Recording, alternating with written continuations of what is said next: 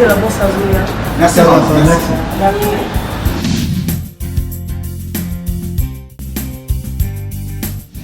Merci beaucoup, boss Miel. Tu es awa na agence immobilier Miel. Pas na yo parce que boss ndeko nanga oya mobali ba escroquer mbongo lopango. Apesa ki mbongo na ba agence wana mswana agence nguma mili. Ndeko moni ya mwasi ba escroquer mbongo ya garantie. Yepe apesa ki mbongo na agence nguma amelie.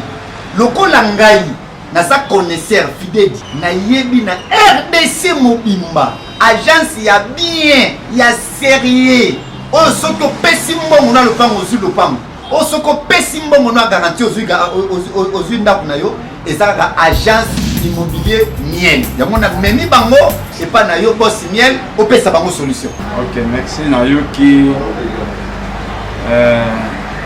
réclamation na la matation na bino. Biso agence Miel, ngai boss Miel.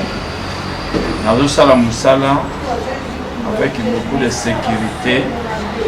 Na maye les délais. Les offres vraiment importants.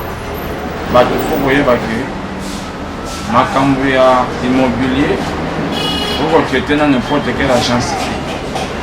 Aujourd'hui quand le pan na yo, au ligne te comme rapide, contacter biso à un système à vitesse TSH. Si vous voyez pour l'épisode de temps rapide, nous avons partout, de terrain partout. Nous sommes avec beaucoup de sécurité. Nous sommes deux amis.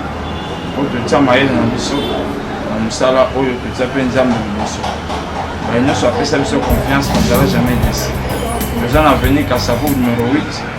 Référence selon Mariano, agence Miel. Numéro à contact est allé plus 243 85 11 999 64 plus 243